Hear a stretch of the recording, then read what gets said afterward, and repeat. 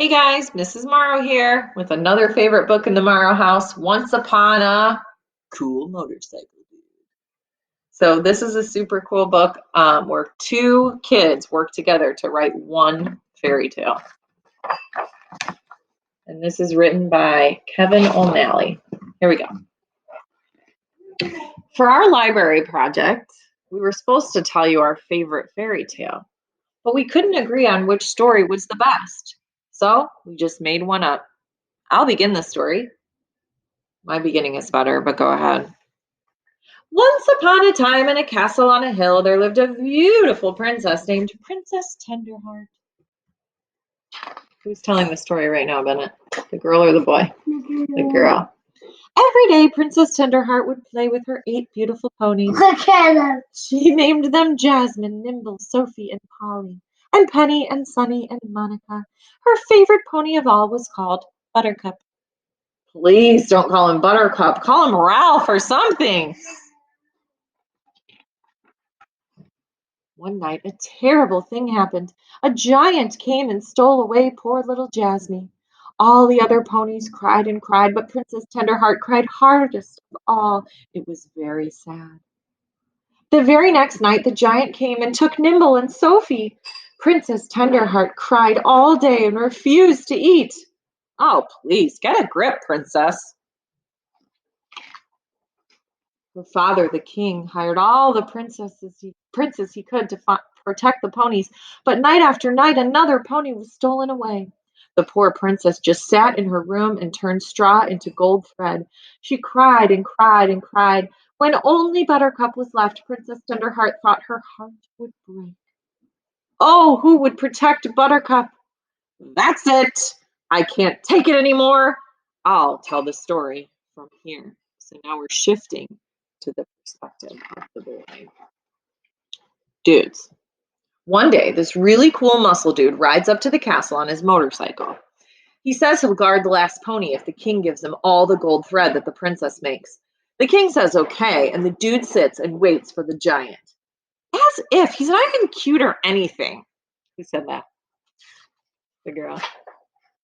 So that night, the giant heads up to the castle. Man, this giant was one ugly dude. He was big and mean, and he had 4 teeth in his mouth that were all rotten and yellow and black, and his breath smelled like rotten, moldy, stinky, wet feet. That's just gross. He needs 8 ponies to make a tasty pony stew, and he only has 7. So that night, he goes to steal the last horsey. The muscle dude has this really big sword. The giant and the dude battled all over the place. The earth was shaking, and there was lightning and thunder, and volcanoes were exploding. It was huge. Volcanoes? Where did volcanoes come from? The night after night, the giant comes back, but the dude beats him. Night after night, the princess makes gold thread and gives it to the dude. He gets really rich. The end. That's it? The princess just sits around making thread? Yep. I don't think so. I'll tell you what happened, Bubba. Princess Tenderheart goes to the gym and pumps iron. She becomes Princess Warrior. Very cool. She tells the dude to make his own thread. The end.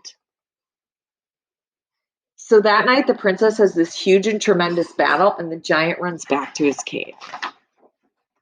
And the dude just sits there making gold thread. Nuh-uh. See, this is what really happened. The dude makes this really cool blanket out of the gold thread, and when he puts it over his head, he turns invisible.